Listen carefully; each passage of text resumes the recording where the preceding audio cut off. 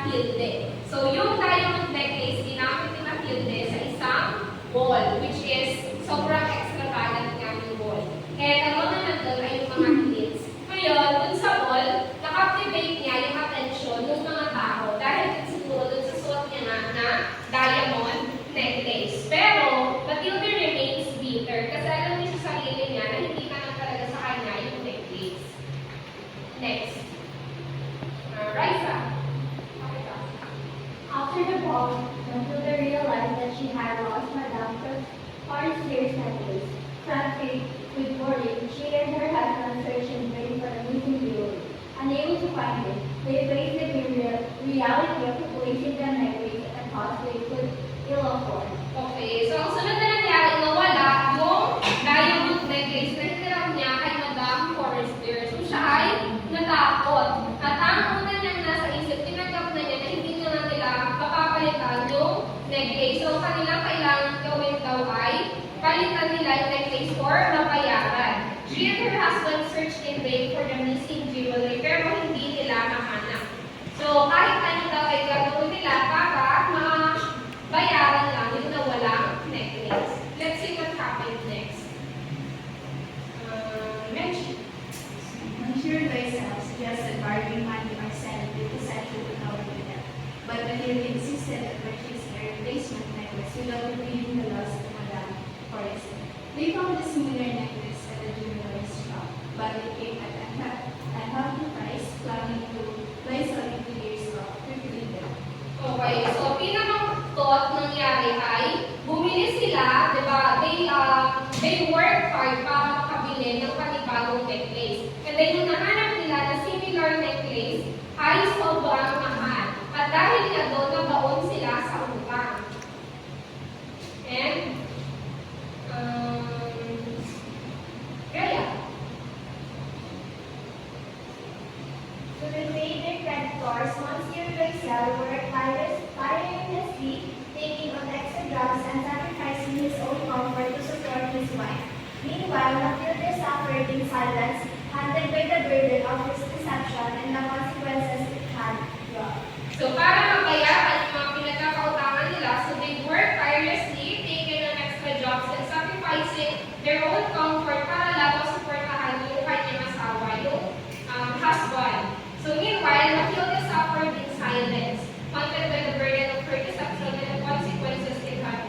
So, Matilde dawned upon the realization na siya ay masyadong naging ambitious or mas gusto niya ng luxury. And then it turned out na nagbigay yun ng danger sa kanilang family and sa husband niya. So, medyo na-consent siya. So, years passed and the Loisels lived in poverty. So, na bumuhay sila sa kahirapan. Their dreams of wealth and happiness shattered by one friendless act. So, one day, ayan, nagkita niya si Madame Forestier at saka si Matilde. And she confessed the truth about the lost necklace. Sinabi ni Matilde na nawala niya yung necklace na pinahiram ni Madame Forestier. And then sinabi din niya yung years of hardship na pinagdaanan nila just to repay for that necklace or buy something new na kapareho-pareho doon tayo yung necklace na hiniram niya. So to Matilde's surprise, na-surprise si Matilde kasi ni-reveal ni Madame Forestier na yung pinahiram niya na necklace kay Matilde ay isang fake. And doon lang kuha yung sapler ng basura. So it's a fake diamond necklace.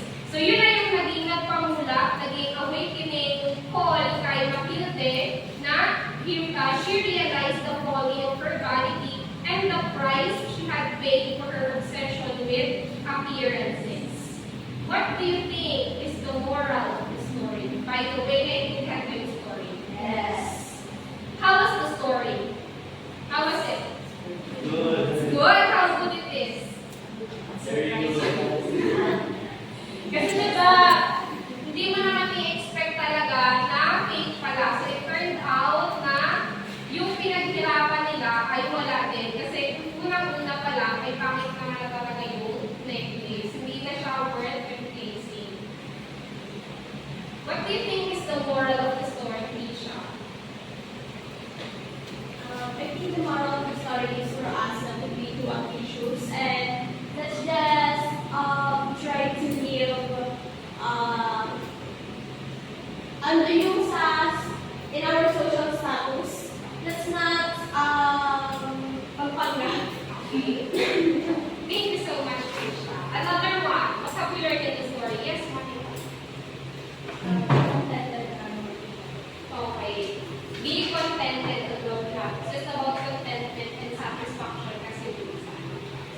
casually magpa-receive sa kung gaano kakinam ng isang bagay or isang goal na gusto natin gawin sa buhay.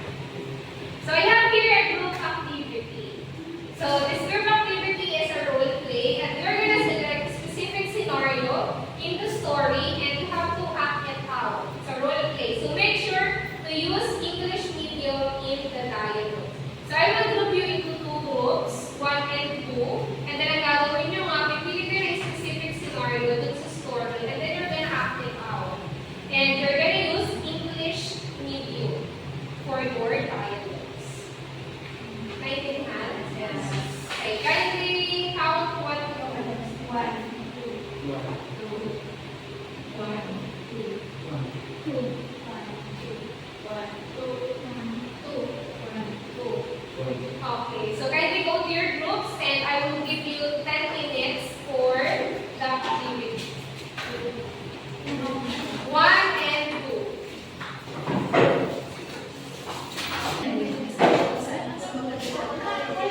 Okay? Ready na? Yes, ma'am. Group 1, okay na? Group 2? Yes. Let's do perform first. Okay, group 2. Tours.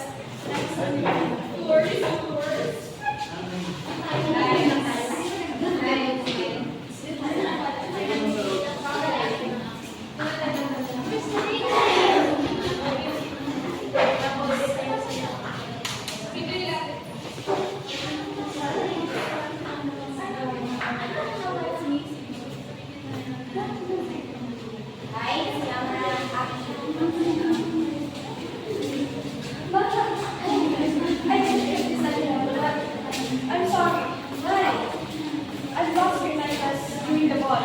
And my husband worked so hard to replace your necklace. Oh my gosh! Is that the necklace that I let you borrow it? Oh my gosh, that's a fake one! What?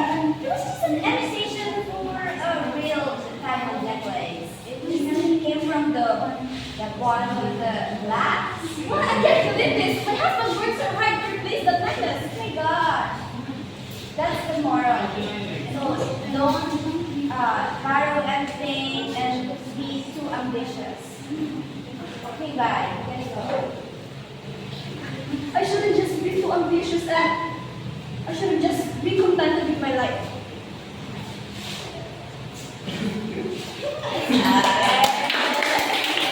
Okay, 3, 2, 1, go. Now let's have group 1.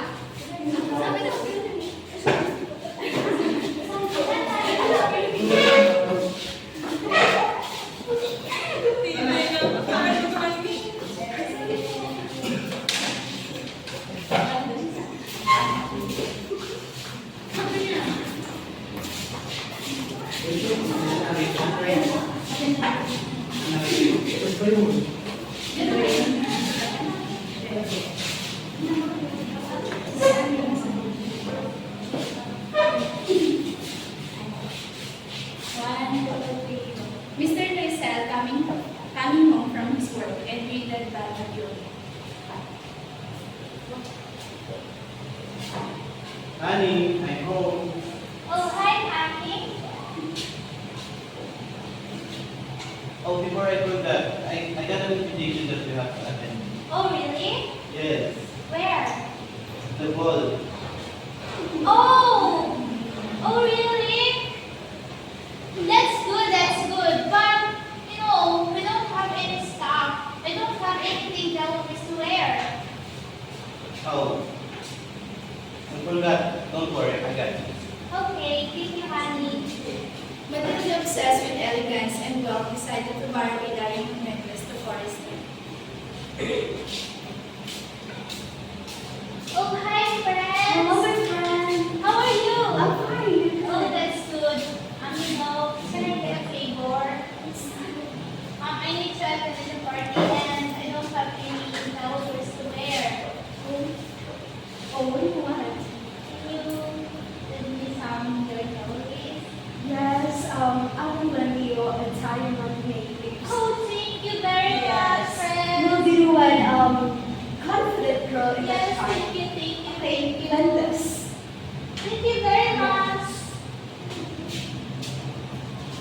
And then Matilda stand everyone in the party. Wow. Nice. She's beautiful. Oh, thank you. By the way, friends June. Oh, yes. You're beautiful, Mom. Yeah. Oh, thank you very much, friends. But then Matilda realized something. She lost the necklace. Oh, we lost the necklace. Oh my God, where's the necklace? Mr. Lizelle and Matilda tried to search for it. Where's the necklace? Oh my God. They've accepted the fact that they cannot find it, thus find a replacement. And the moral lesson is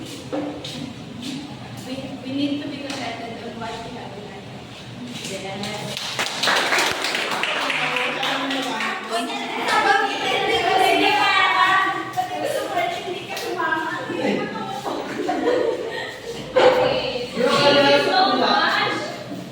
Thank you so much for your cooperation. So that's a nice role play for you guys. So I hope that you learned a lot from this lesson. But before we end this lesson, I just want to ask you, what is character development?